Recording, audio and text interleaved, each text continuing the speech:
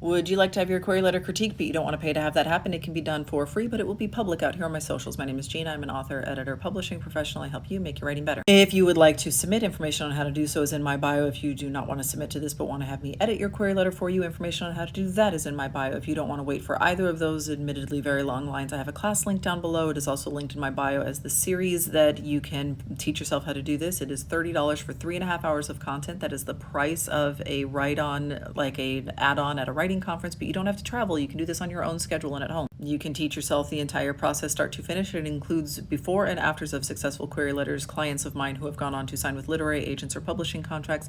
Lastly, while I do endeavor to be constructive rather than destructive, feedback is hard to hear. So I'm going to ask everybody to be nice in the comment section and nobody jump in there and say, just go self-publish. That's not how any of this works. All right, let's dive in. Something Crooked in Chicago is a domestic heist crime novel about, so you don't need the word novel in there, about two broke moms who rob garages to pay their bills. It is also a tale of unlikely friendship with a lovable, diverse gang of anti-heroes that readers will root for. So you don't need to include themes and we're not selling it this way in the letter.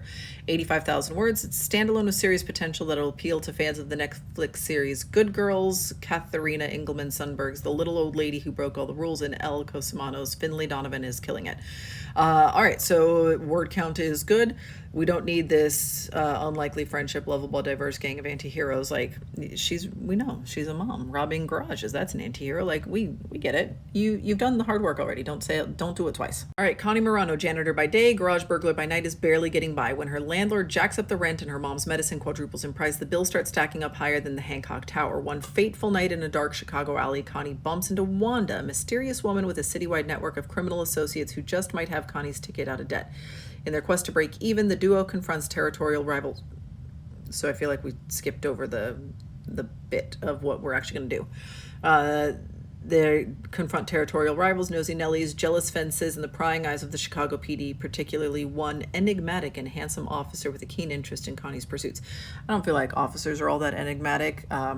You just say he's handsome, and like that's already a conflict. She's a criminal, he's a cop. Like we got it. If Connie can't claw her way out of the red by month's end, her family will be out on the street. It'll take fancy footwork to stay out of prison, and her feet aren't as young as they used to be. She and Wanda might make a good team if they can get past being total opposites in personality, but if Connie's risky new partnership doesn't fizzle out like 4th of July fireworks over Lake Michigan, it could be just the thing that keeps her crooked house together. Okay. I think that you really like a turn of phrase. You really like these like clever little bits in here, which means that the story probably has a very clever, very fresh voice to it. We got to pare it down in the query letter a little bit. So instead of the pitch line of like these lovable anti-heroes, you're already showing us that. And let's make sure we know what all these questions are. So Connie is our main character. She is willing to commit crimes. I would like there to be a little bit more in here about like, focus it on like how she's committing the crime. So like we said that she robs garages. How did like, you kind of said she like comes across Wanda in an alley. I would like that to feel maybe more deliberate. And maybe that's a story structure, like an issue in the manuscript itself. So she's trying to pay rent, trying to make a bunch of money. She is willing to commit crimes in order to do that. What is standing in her way? That's, I mean, like the general sense of crime, but we also, yeah, like she's doing it already, right? And then what happens if she fails? You've got that in there very clearly. So we want to like clear up and clarify the stakes part of this. So what is standing in her way? And you've got like a cop in here that sounds like there's maybe a romance brewing, and then maybe they are not getting along here. So I would like to clarify that and reduce some of the clever phrasing, not all of it, because some of it is, this is your voice and this is speaking to what the manuscript is going to be like. So reduce a little bit of it and focus up a little bit more and make sure that we have all 5 of those questions answered really clearly. This one's in pretty good shape though. Like you're very, very close. I think you've got like 4 3/4 of those questions answered. You've got a voice very clearly on the page. You've got a good word count. Your voice matches the tone of the story that you are telling. So we're in a pretty good place on this one. I'm a Chicago area writer with short stories. This is my first novel. While I'm a middle-aged mom with bills to pay, I have not yet resorted to a life of crime. Great. I devour novels.